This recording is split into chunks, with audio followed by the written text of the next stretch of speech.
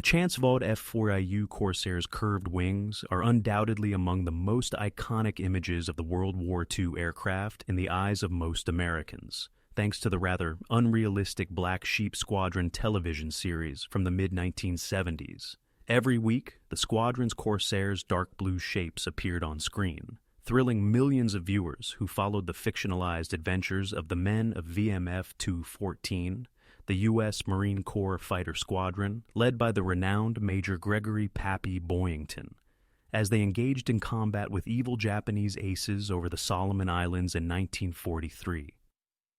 The story was based on actual Marines who had flown the same type of fighter against the Japanese some decades previously, when the bent-wing Corsair represented Marine Corps aviation, and while the events portrayed in the series were fictitious, the warplanes were true. Read more in-depth articles about military aviation history in Military Heritage magazine. Construction of the F4U Corsair. Pratt & Whitney's R2800 double WASP engine, so named because of the double bank of 9 cylinders that were intended to boost the company's renowned WASP engine's power, served as the foundation for the first of several successful fighter designs, including the Corsair. The design was entered into a competition for a new fighter requirement proposed by the United States by United Aircraft's Vought division, a high-performance carrier-borne fighter that could attain and sustain air supremacy over the fleet was sought for by the Navy in early 1938. Vaught's design team decided on an exceptionally big propeller to maximize the usage of the powerful engine. This decision resulted in the airplane's distinctive wings and increased the fuselage's length by several feet to prevent the ends of the propeller blades from touching the ground. The Corsair was challenging to taxi because of its lengthy nose, which significantly reduced visibility, especially when the aircraft was on the ground. Additionally, when the airplane was on short final, the end of the runway would totally vanish from the pilot's view, limiting forward visibility during the crucial approach to landing. The Corsair's capabilities as a carrier aircraft were unfortunately limited by its lack of forward visibility, but this would later prove advantageous for the Marines during the early stages of the war, when high-performance aircraft were in high demand. The most noticeable of the Corsair traits was also a result of the prop's size. The designers chose to bend the wings into a gull shape so the landing gear component of the wing would be closer to the ground than the fuselage, rather than utilizing longer landing gear that would be challenging to conceal in the wing of an airplane intended to fly off aircraft carriers. Only the Stuka dive bomber, which was used by Germany's Luftwaffe in Europe, had a similarly shaped wing. The fighter's gull-wing appearance set the Corsair apart from other World War II fighters, and the bent wings allowed the use of shorter struts while keeping the propeller blades clear of the ground. A maximum velocity of more than 400 mph. The prototype Corsair was prepared for flight by the spring of 1940, and it made its first flight from the Vought facility in Bridgeport, Connecticut, on May 29th. Regarding the precise date of the first flight, there is uncertainty. It was on April 29th, according to some reports, but May 29th, a month later, is most likely the true date. There were flaws in the design, and mechanical issues frequently caused test flights to terminate early. When the aircraft ran out of fuel and had to crash land on a golf course, the fifth flight ended tragically. The prototype sustained significant damage in the crash, resulting in a halt in the test program, even though the airframe was salvageable. Once again in the air by October, the aircraft was recorded at an average ground speed of 405 miles per hour during a brief flight from the Vought facility in Bridgeport to Hartford on the first day of the month. This isn't actually the first time a fighter has flown at over 400 miles per hour in level flight, as modern aviation media specialists assert. The 400 miles per hour that was reported was really ground speed, which is the airplane's actual speed over the ground, after accounting for headwinds and tailwinds. In this case, a strong tailwind increased the Corsair's speed. Over a year earlier, Lockheed's XP-38 prototype had flown over 400 miles per hour in a cross-country mission. With the same engine, Republic's P-47, which was still in development, would be significantly quicker, although later variants were able to reach speeds of over 450 mph. The original manufacturing F4U's declared top speed was just 405 mph. Adoption of the F4U by Marines. Production of the new fighter was hindered by design issues, and the first production aircraft did not leave the Stratton assembly line until June 1942. A month later, the Navy received its first F4U. Navy test pilots quickly recognized that they were facing a challenge. Because it required an experienced pilot to be able to control it in the boundaries of flight, the Corsair was challenging to fly, and some wags later called it the Ensign Eliminator. The most significant issues with visibility were brought on by the long nose. Consequently, the F4U Corsair was not permitted for shipboard operations by the Navy for 2 years after failing carrier trials. In the meantime, Marine Corps fighter squadrons required a high-altitude interceptor of Japanese bombers after using outdated Grumman F4F Wildcats to engage in combat in the Southwest Pacific. The Navy Department chose to send the Corsair to the Marines and switched to the Grumman F6F Hellcat as the Navy's main fighter after the Navy rejected the F4U as a fleet fighter. In 1942, naval aviation was temporarily out of the war and could wait until new carriers could be produced and made ready for sea to equip its squadrons. Because of the significant carrier losses at the engagements of Midway and Coral Sea, the Navy and Marine Corps were both in dire need of a good fighter. The Navy chose the Grumman F6F Hellcat as its main fleet fighter since it was being developed and deliveries were expected to begin shortly. It shared the same engine as the Corsair.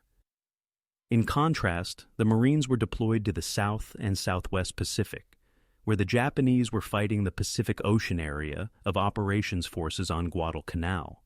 Although superior Marine pilots were able to more than hold their own against the Japanese bombers and fighters, when they were able to gain altitude before the enemy aircraft reached their targets, or when they came down to lower altitudes where they were more evenly matched, the Corps' F4F Wildcats lacked the performance to intercept the Japanese bombers that frequently came over to blast Henderson Field. As part of the Cactus Air Force, Army P-39s and P-40s were also stationed at Henderson, although they were somewhat better than the Wildcat, which needed the pilot to manually turn the landing gear after takeoff. They were still unable to climb high enough to intercept a formation of bombers. Although the Battle of Guadalcanal had already been decided before the Corsair entered action, its performance showed great promise. As a result, Marine F4Us would primarily serve as ground attack and escort units rather than interceptors. F4U Corsair's first battle. The first Marine squadron to acquire F4U Corsairs was VMF 1-24, which was operational by the end of 1942. They arrived on the evening of February 11th to 12, having been deployed right away to Guadalcanal. The squadron embarked on a rescue operation the next morning. The squadron aircraft had flown 9 hours before the end of the day. The 13th Air Force B-24 bombers were escorted to Bougainville by a flight of 12 Corsairs from VMF 1-24 on February 13th, which at the time was the longest escort mission of the war in the Solomons. The next day, VMF 1-24 provided many aircraft for a joint service force consisting of Army P-38s and P-40s, Navy Liberators, and Marine F4Us, giving the Corsair its first experience with air-to-air combat. The engagement claimed the lives of 8 American fighters and 2 bombers, including 2 Corsairs that crashed into one of the 3 Japanese Zeeks that were destroyed. It was not a good beginning for the Corsair. Following the defeats on February 14th, additional daylight raids against Japanese positions were temporarily canceled, and the combined Army and Navy Liberators force resorted to night attacks until fighter strength could be increased. Only on March 28th, when 8 VMF 1-24 Corsairs were part of a strike force on the Shetlands, did daylight missions resume. 3 of the 8 P-38s and 7 Corsairs went back, leaving the Marines behind. 8 Japanese Okinawa floatplane fighters were shot down by the remaining force when they became entangled in their formation. The first Corsair ace was Ken Walsh. Corsair pilots started to leave their mark 4 days later. When a significant number of Japanese fighters attacked the Army formation, a flight of P-38s had just replaced a flight of Corsairs on combat air patrol over the Russell Islands. 20 Japanese aircraft were destroyed by the combined force after the Marines rejoined the fight. VMF-124's second lieutenant Ken Walsh, who would go on to become the first Corsair ace and receive the Medal of Honor, was given credit for 3. Walsh, a recently commissioned former enlisted pilot, was likely one of the squadron's most seasoned pilots, having flown fighters, scout bombers, and observation planes in the Marine Corps since 1938. 3 days prior to VMF-213's arrival at Henderson Field, Walsh and the rest of VMF-124 had departed for rest and recovery in Australia. Thus, they were unable to participate in another significant air fight on April 7th. 76 fighters, including Army P-38s and P-39s, as well as Marine F-4Fs and F-4Us, were ordered up to confront a strong number of Japanese planes that were headed for the Russells after radar detected them. 13 of the 39 Japanese aircraft that were shot down that day were attributed to Army pilots. The remaining aircraft were taken down by Marine and Navy fighters.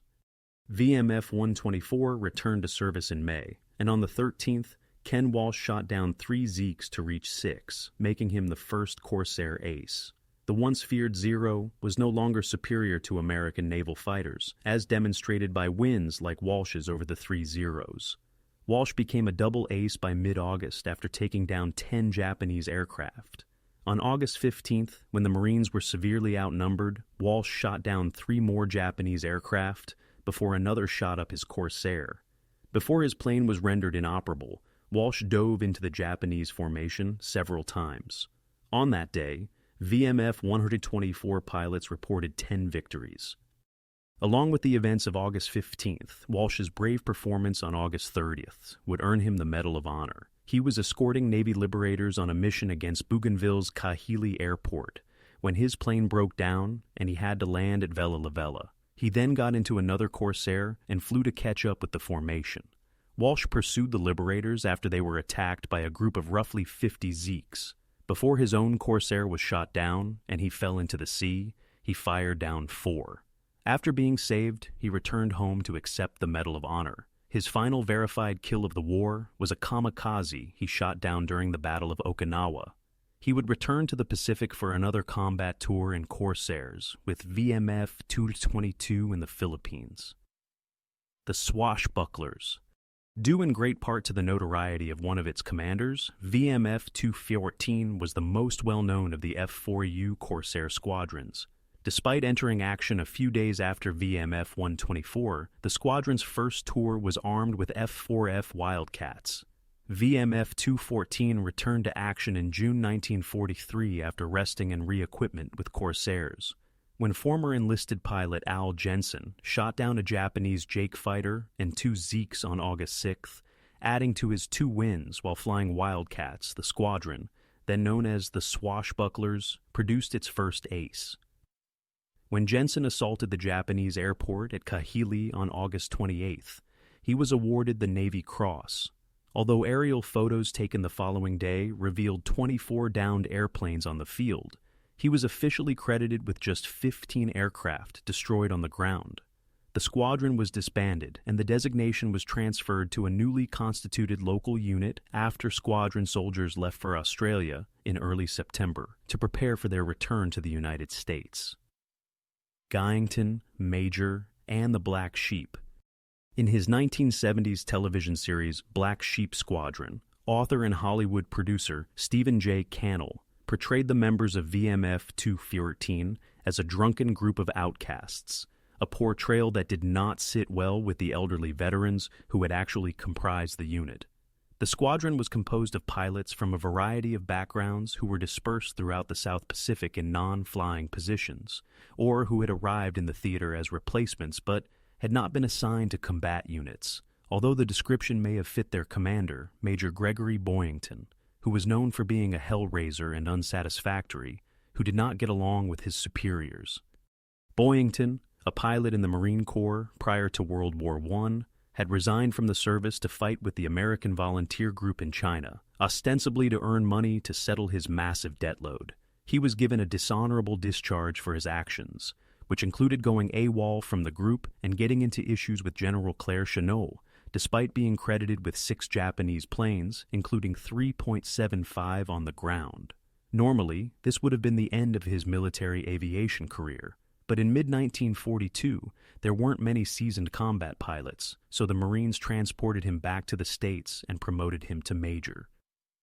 Early in 1943, Boyington traveled to Guadalcanal, where he served as a staff officer until assuming command of VMF 122, which still had Wildcats. By mid-September, he was in an administrative role, connecting up newly arrived replacement pilots with combat squadrons, and he was continually at odds with a superior commander with whom he had a pre-war relationship. Someone, supposedly Boyington, proposed creating a new squadron composed of pilots who were already in the theater, but had not been assigned to combat units since there were not enough combat units in the Solomons. Boyington's memoir states that he was on desk duty and in charge of allocating replacement pilots to squadrons. He also proposed that he be given the opportunity to start his own squadron. Boyington was given command of a new VMF 214, and the Marine Air Wing 1 personnel evidently agreed to the scheme, perhaps to get him out of their hair. 8 pilots who had flown with Boyington in VMF 122, a few who had flown with other Corsair squadrons, 3 who had flown with the Royal Canadian Air Force, 4 who had taught in Corsairs in the United States, and others who had been flying Wildcats were among the 26 pilots who were gathered together. Overall, the guys in the soon-to-be famous squadron were quite seasoned. After the original VMF 214 pilots were returned to the United States, the new unit chose the moniker Black Sheep instead of swashbucklers because they believed it better symbolized their previous status as pilots without a family. On September 14th, the Black Sheep conducted their first combat operation after relocating to their battle base in the Russell Islands. They amassed one of the most remarkable combat records of any military aviation unit in history over the course of the following few months. The troops of VMF 214 were credited with destroying or damaging over 200 Japanese planes, both on the ground and in the air, during the 84 days of battle, in addition to scores of barges and other ground targets. 94 confirmed killings, or nearly 100 were air-to-air. The pack was headed by Major Boyington, its commander. He was given 22 wins by the time he was shot down over Rabaul on January 3, 1944. His total reached 28 thanks to his AVG triumphs. Boyington was taken prisoner and remained a prisoner of war for the remainder of the war. He received the Medal of Honor after the war. Shortly after receiving a Presidential Unit citation, VMF 214 was disbanded once more following the death of their commander. Later in the war, the designation would reappear as a squadron of Corsairs operating out of the USS Franklin carrier. Joining the F4U Corsair program is Charles Lindbergh. Famous aviator Charles Lindbergh's combat participation in World War II was made possible by the F4U Corsair, which the White House and the United States banned. Lindbergh sought a job in aviation when General Henry H. Arnold, the commander of the Army Air Forces, resigned his appointment as a colonel in the Army Air Corps prior to the war, and publicly opposed American engagement in the European conflict. A friend of Lindbergh's, Eugene Wilson, the president of United Aircraft, extended an offer to him in early 1942, but the White House pressured Wilson to rescind the offer. Lindbergh chose to work for Henry Ford instead, who was unafraid of the Roosevelt administration and whose massive corporation was desperately needed to create war materiel, such as the Pratt & Whitney family of engines, the Consolidated Aircraft Company's B-24 Liberator, and Republic's P-47 Thunderbolt fighter. Wilson re-examined his connection with the White House after Lindbergh started working on high-altitude fighter research and invited Lindbergh to join him on the Corsair program. Lindbergh alternated between the two businesses initially, but by the spring of 1944, he was exclusively engaged in research and development for United. A seasoned military pilot, he flew Corsairs on maneuvers alongside Marine units and once defeated 2 of the Corps' top fighter pilots in a simulated duel. The chiefs of Marine aviation knew that he was a man who understood the Corsair. Due to his involvement with the Corsair, Lindbergh had the opportunity to meet with representatives of the Marine Corps in Washington, D.C. in the spring of 1944. During the meeting, Lindbergh mentioned that United was receiving contradictory reports regarding the capabilities of single and twin-engine fighters, and he believed it would be beneficial for someone with a significant amount of Corsair experience to visit Marine units in the Pacific and observe combat operations firsthand. "Why don't you go?" remarked Marine Brig General Lewis Wood. Lindbergh said that he did not have a good relationship with the White House. Wood said he would make the appropriate arrangements for the trip, and that the White House did not need to know. In battle with the F4U, Lindbergh, a Corsair technical representative authorized to fly flights as an observer, departed for the South Pacific in April 1944. Delivering a Corsair to the Marine airstrip in El Toro, California, required a cross-country flight as the first part of the trip. He spent several days in California, seeing and conversing with pilots of Marine fighter squadrons. He then proceeded to Hawaii, where he spoke with fighter pilots and visited facilities, including Midway Atoll, before heading on to the South Pacific. On May 22nd, he began flying combat sorties out of Green Island after visiting with Marine squadrons from Guadalcanal and Espiritu Santo. Senior Marine officers were initially reluctant to let a civilian pilot combat sorties, but after a few test flights showed no problems, the Lone Eagle was released into the skies of the South Pacific. He completed 13 missions by June 10th, including strafing strikes on Japanese barges and escort operations. Before returning to the United States, Lindbergh spent a few more weeks with Marine squadrons in Kwajalein and Tarawa after briefly leaving the Marines to fly P-38s with the Army. He chose to make a brief stop at the Marshall Islands before continuing on to Guam, where he planned to stay a few days. The veteran pilot convinced Corsair pilots that the fighter could carry significantly larger bombs than they thought, and taught them new dive-bombing methods during his second visit with the Marines. On September 3, 1944, he dropped 3 1,000-pound bombs on Vought Atoll, demonstrating to the Marines that the Corsair could carry a 3,000-pound bomb load. In another raid on Vought on September 8th, he dropped the first bomb ever delivered by a Corsair, weighing 2,000 pounds. When he flew off with one 2,000-pound bomb and 2 1,000-pounders to drop in another strike 5 days later, he upped the stakes to 4,000 pounds. In order to increase the fighter's combat range by several hundred miles, Lindbergh also taught the Marines how to save fuel by running at lower RPMs and higher manifold pressure. Fighter pilots were able to escort bombs considerably deeper into Japanese territory than they had ever been able to with the technique he had trained Army pilots. The F-4U's carrier-borne capabilities are demonstrated by the Royal Navy. The F4U Corsair was initially intended for use with the fleet and was built to operate off carriers, but the Marines were enhancing its reputation. However, the Navy limited the use of its Corsairs to land sites with Marine squadrons for over a year. The task of demonstrating that the massive fighter could be operated from ships fell to the British. Pilots in the Royal Navy eventually devised a technique that enabled the long-nosed aircraft to land on carriers once the Royal Navy acquired Corsairs for fleet deployment. The British pilots started flying a curved approach, which allowed them to keep the landing signals officer in sight until the airplane was in the landing groove. It was just a matter of cutting power, letting the airplane touch the deck, and engaging the wires, as opposed to the standard landing procedure of aligning with the carrier deck while several thousand feet out. There was no need for taxiing, because the fighters would be stopped by arresting gear and pushed or dragged off the flight deck. The Rogers, Jolly. As the Solomons conflict was coming to an end, the U.S. Navy chose to follow suit and started supplying Corsairs to some of its own fighter squadrons. Once the pilots were carrier trained, they planned to post multiple Marine squadrons on board ships.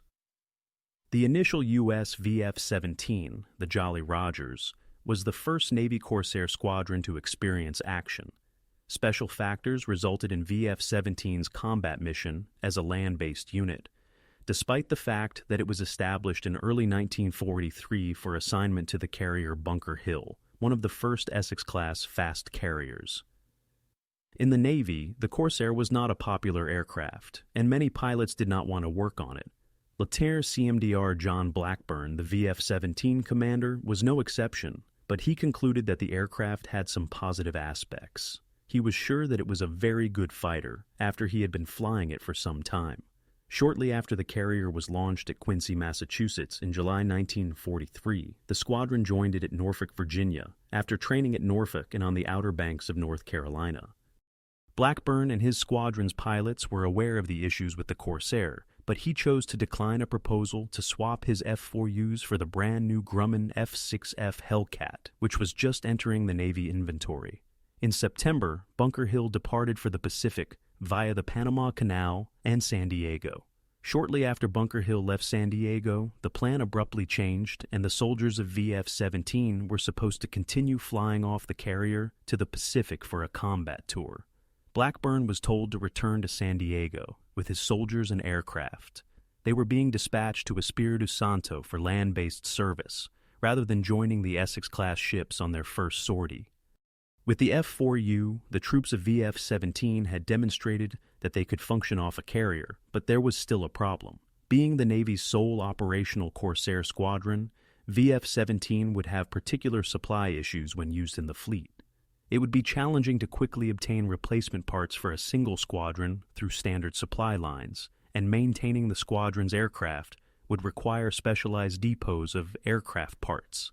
Because the Marines already had several squadrons operating F4Us and enough spare parts, the Navy chose to use the squadron in the Solomons to help with the issue. Rabaul's neutralization. In late October, VF-17 landed on Guadalcanal before moving north to its new base on New Georgia. The troops of VF-17 amassed an outstanding record during the ensuing months, with 13 squadron members reaching ace status. During the first carrier raids on Rabaul in early November, squadron members landed back on Bunker Hill to refuel and rearm. Operations near Rabaul were the focus of VF-17 missions. The Allied victory in the Solomons allowed the Americans to focus on the heavily defended target, while 5th Air Force focused on New Guinea. For over a year, the Army's 5th Air Force had been conducting primarily harassing missions against the Japanese stronghold. During the peak of the assault against Rabaul in January alone, 60.5 Japanese aircraft were VF-17 fighters. While submarines, carrier aircraft, and land-based bombers hindered reinforcement and resupply, American aircraft successfully neutralized the Japanese base because their bases were closer to the target area.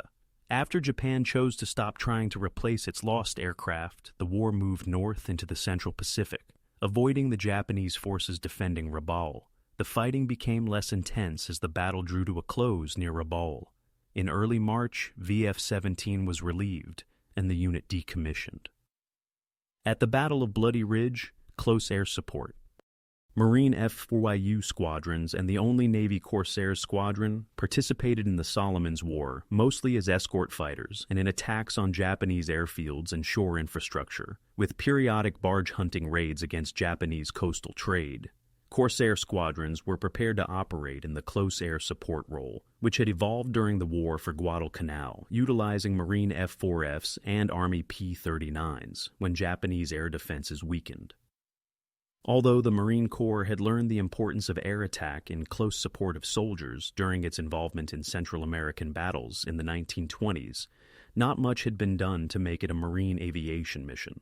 Although it was not given much thought during the preparation of the Guadalcanal invasion, the idea of close air support was incorporated into Marine doctrine in the 1930s. Early in the campaign, F4F pilots flew a few flights, but close air support did not prove crucial until the Battle of Bloody Ridge. The Marines requested a strafing operation at dawn on September 13, 1942, from the commander of the 67th Fighter Squadron, an Army force flying Bell P-400s. Shortly after midnight, a large Japanese force launched an attack on what the Marines were dubbing Bloody Ridge, subsequently referred to as Edson's Ridge after the famed commander of the 1st Raider Battalion.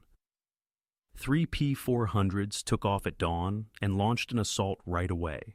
The third pilot returned around for a third pass and continued strafing until he ran out of ammo, but 2 were injured by ground fire, one during its first run and the other during its second, and forced to return to Henderson Field. It had a disastrous effect on the Japanese. The survivors fled into the jungle after hundreds were murdered and injured. The Marine commander on the island, General Alexander A. Vandegrift, paid the 3 airmen a visit later that day and informed them that their strike had determined the fate of the fight of Guadalcanal. The Marine Corps started to prioritize close air support after Guadalcanal, but the F4U wouldn't play a significant role for over 2 years. Navy and Marine squadrons flying Douglas SBD, dive bombers, and F-6F Hellcats were required to provide close air support for operations planning at Tarawa and the Central Pacific. Marine Corsair squadrons, who had not yet been assigned to the close air support task, started diving bombing flights, and the F-4U gained even more significance as an assault weapon when Lindbergh proved that the Corsair could carry a 4,000-pound bomb load.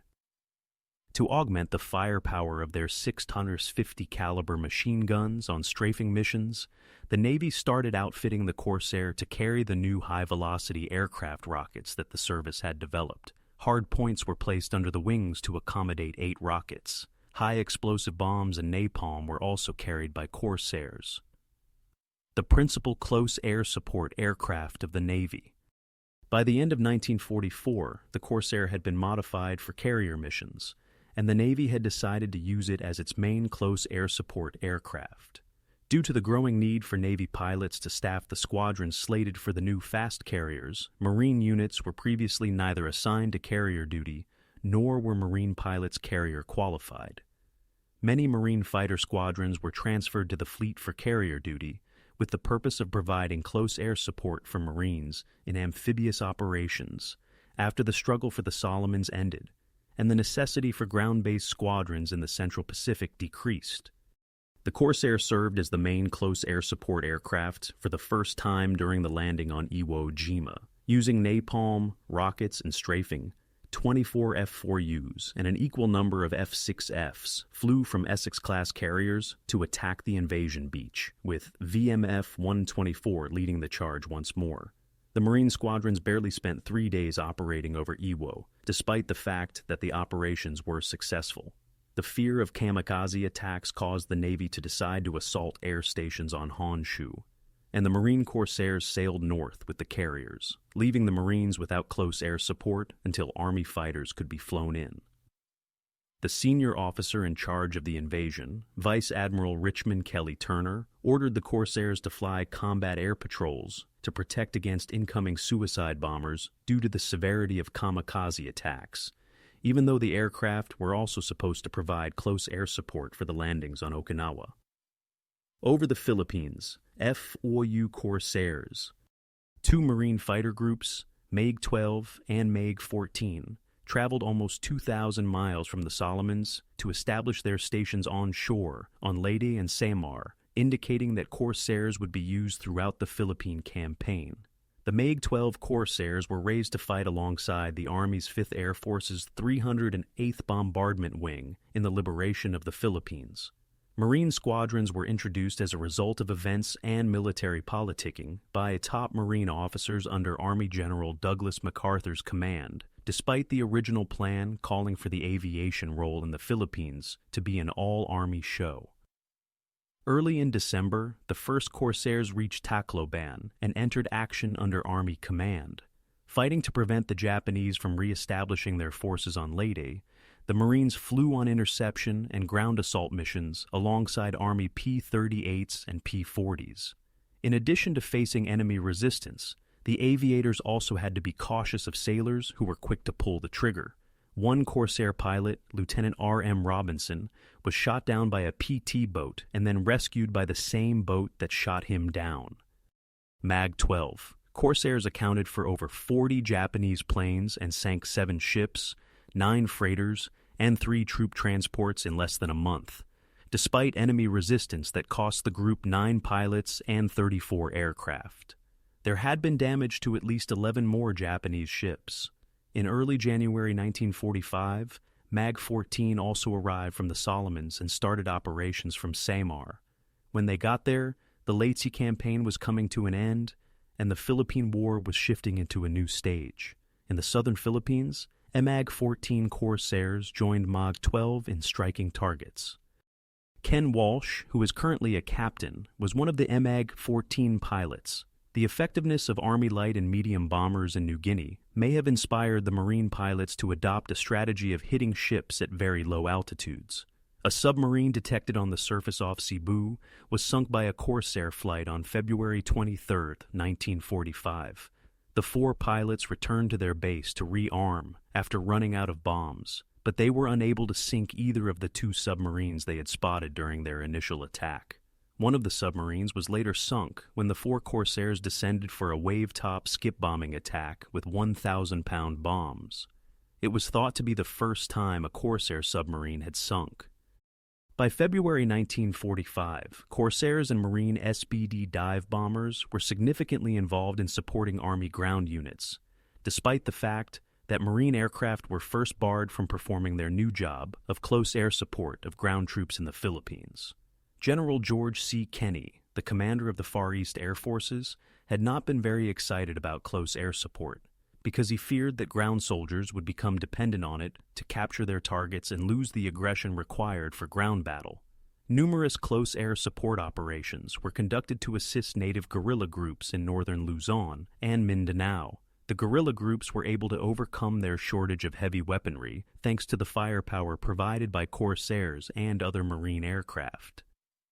Fighting kamikazes.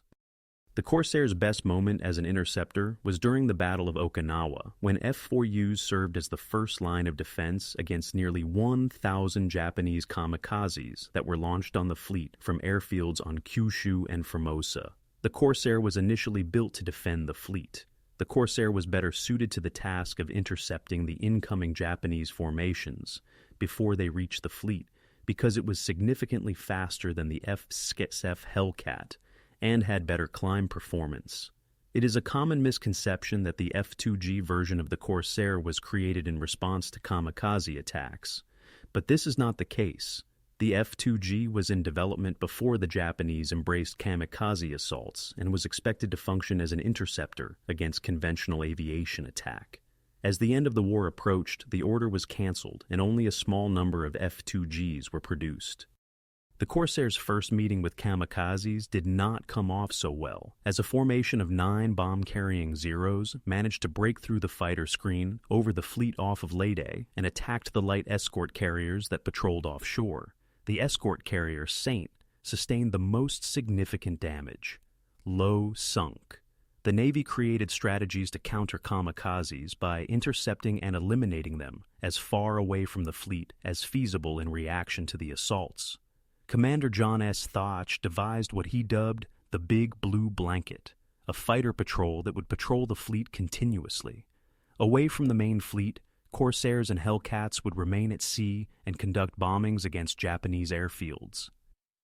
The fierce kamikaze raids off Okinawa did significantly less damage than they could have because of Thach's strategies. Only a small percentage of the almost 1,500 kamikazes that were fired from Kyushu and Formosa made it to the fleet.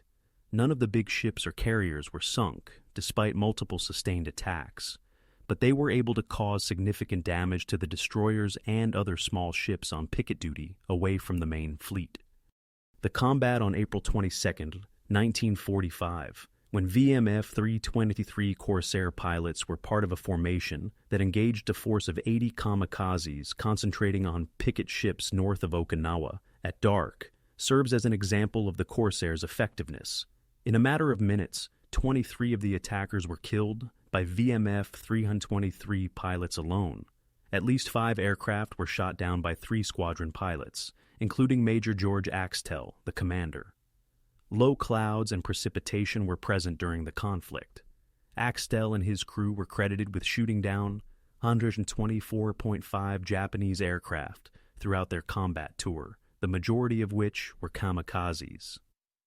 At Okinawa, Marine Corsair squadrons flew out of carriers as well as, once secured, from the island's Kadena and Yomitan airfields. Even though Japanese troops still controlled the southern portion of the island, Corsair pilots flew and landed on the 2 airfields. Because they were not constrained by carrier operations, the land-based fighters were mostly in charge of the combat air patrols over the ships. Because of their superior speeds and climb performance, Corsairs were the preferred aircraft for kamikaze interceptions. Of the approximately 3,000 Japanese aircraft used in the combat, 506 were attributed to marine fighters. Approximately 50% were kamikazes. The remainder were mostly anti-aircraft and Navy fighters.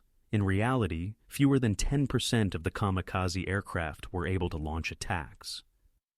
Additional Allied Corsair pilots.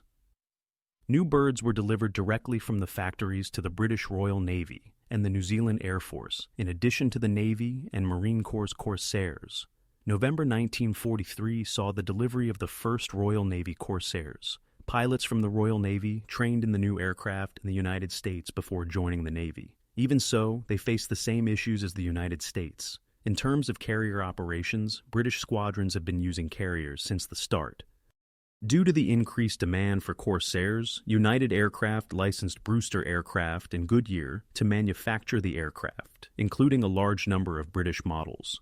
In order to facilitate storage on carriers, British Corsairs were sent with their wings cut 8 inches after the first 95 were delivered. In support of a Royal Navy attack against the German battleship Tirpitz, which was anchored in a Norwegian fjord, British Corsairs conducted their first combat flights in April 1944. Royal Navy Corsairs began flying in the Indian Ocean a few days after the aircraft was involved in the attacks on the Tirpitz. 13 of the Royal Navy's squadrons, or 225 aircraft, were Corsairs. During the last months of the war, British Corsairs flew out of Royal Navy carriers in the Pacific, taking part in airstrikes against Okinawa, Japan, and other parts of the Southwest Pacific that were avoided. On August 9, 1945, Lieutenant Robert Hampton Gray, a Canadian serving in the Royal Navy, attacked and sank a Japanese destroyer near Honshu, earning him the Victoria Cross. More than 400 Corsairs were sent to New Zealand, and the first squadron was put into service on Espiritu Santo in May 1944. The conflict was heading north after Rabaul was bypassed, and the Kiwi Corsair squadrons were mostly tasked with ground attack operations against isolated Japanese strongholds on bypassed islands. Although the French did not start using the Vought aircraft until after World War II was over, they were the other main user of the Corsair. Following the receipt of several former U.S. Chance Vought contracted with Marine Corsairs that had fought in Korea and France for 94 new aircraft, and production resumed in 1952 and 1953 after the assembly lines were restored. As a result, of all the American reciprocating engine fighters, the Corsair had the longest production history. An inaccurate kill-loss ratio of 11-1. The F4U Corsair has a mixed record, while occasionally being portrayed as the best Allied fighter of the war. U.S. pilots of the Marine and Navy Corsairs were credited with destroying 2140 Japanese aircraft, with the lowest loss rate of any Pacific warfighter, an 11-1 kill-loss ratio. However, the figures are deceptive. The Corsair played a major air-to-air role during the Solomons and Rabaul operations. As the war progressed further north, Corsair squadrons encountered less opportunities for air-to-air combat and were less vulnerable to Japanese aircraft attacks. From August 1942, following the invasion of Guadalcanal, to January 1944, when the skies over Rabaul were secured, the majority of the top Corsair aces amassed their scores. With the exception of the few weeks in December 1944 during the struggle for Leyte, Corsair missions thereafter were mostly in the ground attack role. Although the suicide pilots were not prepared for air-to-air combat, Marine Corsair squadrons played a significant role in protecting the fleet from kamikaze strikes. During the final 18 months of the war, the F4Us experienced significantly less air-to-air combat than other fighter types, especially Army P-38s and P-47s and Navy and Marine F-6Fs. The Corsair had a terrible accident rate. While 349 F4Us were destroyed by ground fire and 692 were lost in non-operational incidents, just 189 were lost in air-to-air combat. 230 of the bent-wing birds were lost in operational losses or mishaps that occurred during combat. The final American fighter in World War II. The only operational fighter from World War II that was still being produced after the conflict was over was the Corsair. Grumman F-6F production ended, but Corsair manufacture went on into the 1950s, since F4Us were still in use by the Navy and Marines, mostly for ground attacks. Navy Lieutenant Guy Bourdillon became the only Navy ace of the Korean War, and the only ace of the war to make all of his kills in a propeller airplane after he shot down 5 enemy planes while serving in the night fighter role with Corsairs. He was probably the world's last propeller ace. One Corsair pilot was credited with using his propeller to chop off the tail of a Japanese aircraft, bringing it down. The intense cold caused Marine Lieutenant R.R. Klingman's guns to frost up and stop firing while he was trying to intercept a Japanese twin-engine bomber at a high altitude off Okinawa. In order to prevent the enemy plane from escaping and possibly colliding with a ship, Klingman drew up behind the bomber and let his propeller to consume its tail. The aircraft spun uncontrollably to land after the tail broke off. Klingman received the Navy Cross for the mission, despite losing 5 inches of his propeller and making a safe landing. Direct contact was not the first time a Corsair had taken down an enemy aircraft. A mid-air collision took down the first Japanese aircraft ever brought down by a Corsair. Throughout the 1950s and 1960s, F4U Corsairs served in the armed forces of a number of nations. Though the U.S., following the Korean War, the Navy retired the type. In Algeria and Indochina, French Corsairs flew. The last time Corsairs were used in battle was in 1969, when El Salvador and Honduras, who both flew the type, engaged in combat.